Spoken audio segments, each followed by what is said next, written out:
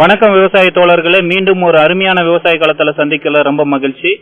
இன்னைக்கு நாட்டு கம்பு, இது வரைக்கும் நம்ம ஹைபிரிட் கம்பை பத்தி பார்த்திருக்கோம். இன்னைக்கு பாத்தீங்கன்னா நாட்டு கம்பு எப்படி சாகுபடி பண்றது, எப்படி என்ன முறையில ஒரு விவசாயம் பண்றாரு அப்படின்னு சொல்லிதான் இந்த வீடியோ பதிவுல பேச இருக்கோம். வாங்க வீடியோக்குள்ள போலாம். ஆனா வணக்கங்கண்ணா. வணக்கங்க, கண்ணன் பச்சைப்பட்டி வாழ்வட்ட சேலம் மாவட்டம் பேசுறேங்க. கம்பு எப்படி பயிரிடத்தை பத்தி, நாட்டு கம்பு எப்படி பயிரிடத்தை பத்தி நான் பேச போறேன். ஆனா இப்ப நாட்டு கம்பு அப்படின்னு ரகத்தை நீங்க நடவு பண்ணிருக்கீங்க.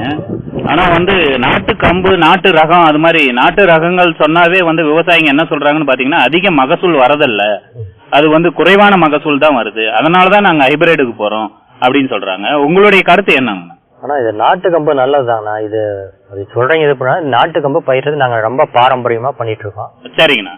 இது நாட்டு கம்பு அந்த மாதிரி சொல்ற மாதிரி ஈல்டிங் குறைய வரும், அதெல்லாம் இல்லைங்க. நாம இது பண்ணணுமா நல்லாவே ஈல்டிங் கிடைக்கும், நல்ல ஈல்டிங் கிடைக்கும் வருதுங்கண்ணா. சரி, நீங்க எத்தனை வருஷமா இந்த நாட்டு கம்பு ரொம்ப நாளா பாரம்பரியமா பண்ணிட்டு இருக்கோங்கண்ணா. நாங்கெல்லாம் ரொம்ப நாளா பண்ணிட்டு இருக்கோம். சரி சரிங்க. இப்ப சிறு குறு தானியங்கள்ல பாத்தீங்கன்னா கம்பு ஒரு பெரிய முக்கியத்துவம் வாய்ந்தது. கம்பு பாத்தீங்கன்னா ஒரு பெரிய முக்கியத்துவம் வாய்ந்தது. அந்த விஷயங்கள் மக்கள் கிட்ட ரொம்ப குறைவா இருக்கு.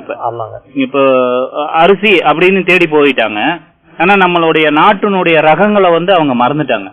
நம்மள என்னைக்குமே அரிசின்னு பாத்தீங்கன்னா ரொம்ப குறைவா தான் பயன்படுத்த ஆரம்பிச்ச காலம். சீக்கிரம் வேலையாகுனா இதுனா கொஞ்சம் வேலை, அதனால இதுக்கு வரதில்ல. ஆமாங்கண்ணா. இப்ப நாட்டு கம்பு என்ன பருவத்துல விதைக்கலாம்? கோடை பருவம் தானே, அதாவது சித்திரை வைகாசி. சரி, வைகாசி இல்ல சித்திரா வைகாசி ஆணையில அது பண்றது நல்லா. ஓகே, நீங்க அந்த பருவத்தில் தான் விதைச்சிருக்கீங்க. சரி சரிங்க. இந்த மானாவாரிங்களா இரவு பேர்? மானாவாரி தாங்க. மானாவாரியா?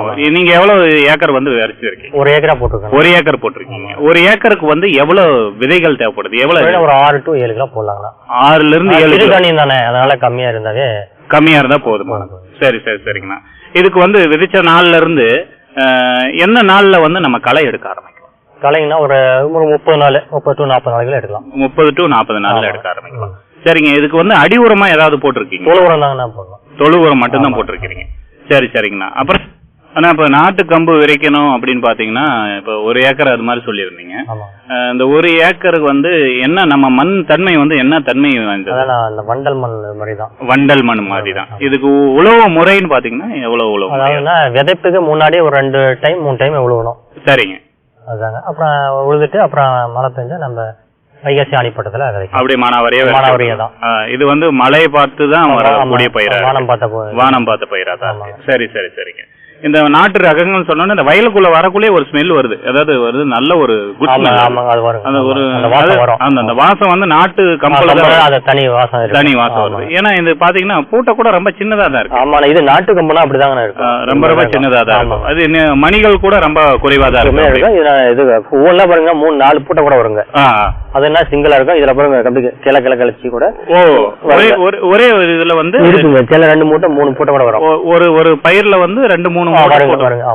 ஓகே ஓகே ஓகேண்ணா. இப்ப நம்ம இந்த பயிர் எத்தனை நாள் பயிருங்கண்ணா? ஆனா இது 90 நாள் இல்ல 100 நாள். 100 நாள், 3 மாசம் 3 மாசம் தான். அவ்வளவுதான். சரி சரிங்க. உரங்கள் என்ன உரங்கள் போட்டு? மாட்டு சாணம் தாங்கண்ணா. சரிங்க. அதுதாங்க, மாட்டு சாணம். ஆமாங்க. சரி. ஆனா இந்த ரகங்களுக்கு இந்த ரகத்துக்கு ஏதாவது நோய்கள் வந்திருக்கு? வராதுங்கண்ணா. நோய் நாட்டு பயிர் தானே, அதனால இதுல நோய் 100%, 99% நோய் தாக்குதல் வாய்ப்பு கம்மி தான். ஆமா. சரி சரி சரிங்கண்ணா. இப்ப பயிர் வச்சிருக்கீங்க, எத்தனை நாள் பயிருங்கண்ணா இது? இது அறுவடை சொல்றேன் இல்லைங்க. இப்ப எத்தனை நாள்? ஒரு 75 to 80 நாள். 80 நாள் இது வந்துருச்சு. என்ன அளவுனா வளரும்? வளர இயல்பு பார்க்க போனா சாதாரணமா அந்த ஒரு 20 அடிக்கு பக்கம் வரும், 15 அடி குறையாம வருங்க. அப்படிங்க? ஆமாங்க. சரி சரி. மண்ணுடைய தன்மையை பொறுத்து இதாகும். சரிங்க. இப்ப எவ்வளவு நாள்ல கம்பு சங்கு பிடிக்க ஆரம்பிக்கும்? அது எவ்வளவு நாள்ல? ஒரு 60 to 70 நாள் இதாயிருங்களா? சரி வருங்க. 60 to 70 நாள். அப்ப அந்தாண்ட மீதி நாள்ல நம்ம 60 இதாயிடும். 60 அடிக்கு இதாயிடுங்க. சரி சரிங்க. ஒரு ஏக்கர் நிலத்துக்கு எவ்வளவு அறுவடை எதிர்பார்க்கறீங்க? அது பார்க்க போனா ஒரு 7-8 மூட்டை ஒரு பக்கமா வருங்களா? ஒரு 800 கிலோ குறையாம எடுக்கலாம். ஒரு 800 கிலோ குறையாம எடுக்கலாம். அதாவது நாட்டு ரகங்கள்ல 800 கிலோ எடுக்கலாங்க. சரி சரி சரி. ஏன்னா ஒன்றும் பெரிய விஷயம், பெரிய டிஃபரன்ஸ் ஒன்றும் இல்லைங்க. ஹைபிரிட்டுக்கும் இதுக்கும் ஒரு பெரிய விஷயம் இல்லை. அதனால ஹைபிரிட்ன்றாங்க. நாட்டு ரகங்கள் உண்மையிலேயே நம்ம ரொம்ப ரொம்ப ஒரு நேச்சுரலான சக்தி அதுக்குள்ள இருந்துட்டு. இதுலதான் நம்ம எந்த எதுவுமே உரமோ யூரியாவோ பூச்சி மருந்தோ எதுவும் இயற்கையா விளையுது. அதனால நம்ம சாப்பிட்டாலும் உடம்புக்கு நல்லது. இதனாலதான் யாருமே எல்லாம் ஹைபிரேட்டுக்கு அது ஈல்டிங் அதிகம் கிடைக்குது. அதுல பின்னாடி அதுல எத்தனை இருக்குன்னு அது தெரியறதுல பின்னாடி இருக்கு. இதுல ஈல்டிங் கொஞ்சம் தான் இருந்தாலும் இது நல்ல நம்ம உடம்புக்கு நல்ல ஹெல்த்தான ஃபுட் சரி சரி சரி சரிங்க. இது நிறைய பறவை இனங்களே நிறைய அது கொஞ்சம் கொஞ்சம் இதுல கொஞ்சம் சேதம் ஆகத்தான் செய்யும். அதை குலைக்கணும்ல, நாமளே சாப்பிட்டு எல்லாமே இது பண்ணா அதை விலங்கு உயிரினமும் அதுவும் ஒரு நல்ல நோக்கத்தோட பயின்றீங்க. அதெல்லாம் சாப்பிட்ட பிறகுதான் நமக்கு ஒண்ணு அது சாப்பிட்டாலும் நமக்கு ஓரளவுக்கு ஈல்டிங் கிடைக்கும். ஒன்னும் இதுல ஓரளவுக்கு நல்ல ஈல்டிங் கிடைக்கும். ஆமாங்க. சரி சரி சரிங்க. இது வந்து கதிர் வந்து எப்படி அறுக்கிறது, எப்படி அறுத்து எத்தனை நாள்ல காய வச்சு எத்தனை நாள்ல அறுவடை? அதெல்லாம் அப்படியே போட்டு அப்படியே தனித்தனியாக ஒவ்வொன்றா கட் பண்ணி எடுத்து அது கட்ட மாதிரி கட்டி அதை கொண்டு போய் ஒண்ணு சேர்த்து மறுநாளே நம்ம கூட மாட்டு தாம்பு மாதிரி பண்ணி மெதிக்க அடிச்சு அதோட இதை எடுத்துக்கிறது. அதை மீது அந்த கழிவுலாம் மாட்டுக்கு தீவனமும் பயன்படுத்தலாம். அது ஒண்ணு வச்சு அப்படியும் பயன்படுத்தலாம். நாட்டு ரகத்தை எதுவும் வேஸ்டா பண்றது எதுவுமே வேஸ்ட் ஆகுது. எல்லாம் தட்டு அந்த இதோட பூட்டை எல்லாமே மாடு சாப்பிடும். ஆமாங்க. சரி சரி சரிங்கண்ணா. சரிங்கண்ணா, இந்த வீடியோ பதிவுல வந்துட்டு நாட்டு ரக கம்பு எப்படி விவசாயம் பண்றது, அது என்ன எவ்வளவு மகசூல் எடுக்கலாம் அப்படின்னு சொல்லிட்டு அருமையா சொல்லியிருந்தீங்க. இந்த விவசாயிங்களுக்கு உங்களுடைய கருத்து என்னவா? இந்த கம்பு நாங்க ரொம்ப நாளா ஒரு பாரம்பரிய பயிரா பண்ணிட்டு இருக்கோம். ரொம்ப நாளா தொன்று தொட்டு பண்ணிட்டு இருக்கோம். சிறுதானிய கம்பு, சாமை, கேழ்வரகு, திணை இது எல்லாமே நாங்க ரொம்ப நாளா தொன்று தொட்டு பாரம்பரியமா இதை பண்ணிட்டு இருக்கோம். அதனால இருக்கிற விவசாயிகளை இதை இது பண்ணா இன்னும் அங்க கொஞ்சம் நல்லா இருக்கும். அதாவது வந்து பாத்தீங்கன்னா நம்மளுடைய பாரம்பரிய மெயின் அதுதான். நம்மளுடைய பாரம்பரிய இதை வந்து விடக்கூடாதுங்கிறதா நாங்க அப்படியே தொண்டு தொட்டு பண்ணிட்டே இருக்கோம். சரிங்கண்ணா. இப்ப வந்து இளைய தலைமுறைக்கு வந்து நீங்க என்ன சொல்ல வர்றீங்க? அது மாதிரி இது மாதிரி பண்ணனா பரவாயில்லைங்க. இது மாதிரி எல்லாமே ஒரு இளைஞர்கள்லாம் சேர்ந்து இது மாதிரி ஒரு நாட்டு பயிர ஒரு கம்போ சாமை இது மாதிரி கம்பு இதெல்லாம் பண்ணா இன்னும் நல்லா இருக்கும். சரி.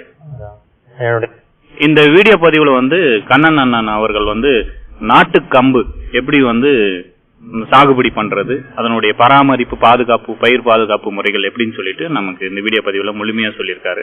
இதை பற்றிய கருத்துக்கள், சந்தேகங்கள் எங்களுடைய கமெண்ட் செக்ஷன்ல தெரிவிங்க. மேலும் இது மாதிரி விஷயங்களை நீங்க வந்து தொடர்ச்சியா தெரிஞ்சுக்கணும் அப்படின்னு பாத்தீங்கன்னா எங்களுடைய சேனலை வந்து மறக்காம சப்ஸ்கிரைப் பண்ணிடுங்க. மறக்காம அதை விட முக்கியமான விஷயம் நோட்டிபிகேஷன் வரணும் அப்படின்னு பாத்தீங்கன்னா பெல் பட்டனை மறக்காம பிரஸ் பண்ணிருங்க. அடுத்த வீடியோ பதிவுல சந்திக்கலாம். நன்றி, வணக்கம். வணக்கம். அப்புறம் எங்க படைப்பெல்லாம் உங்களுக்கு ரொம்ப பிடிச்சிருக்கு அப்படின்னா சப்ஸ்கிரைப் பண்ணுங்க, லைக் பண்ணுங்க, ஷேர் பண்ணுங்க, கமெண்ட் பண்ணுங்க. மறக்காம பக்கத்துல இருக்க பெல் பட்டனை வந்து பிரஸ் பண்ணி விட்டுட்டீங்கன்னா எப்பெல்லாம் நாங்க வீடியோ போடுறோமோ அப்பெல்லாம் உங்களுக்கு வந்துடும். அப்படியே வந்து உங்க விவசாய நண்பர்களுக்கு நம்ம சேனல் பத்தின விஷயங்களையும் நம்ம சேனல்ல வர செய்திகளையும் பகிர்ந்துக்கிட்டீங்க அப்படின்னா ஒன்னா சேர்ந்து வளரலாம் இல்லையா? அதுக்காக தான். நன்றிங்க. மீண்டும் ஒரு அழகான வீடியோல உங்களை எல்லாம் நாங்க வந்து சந்திக்கிறோம். நன்றி, வணக்கம்.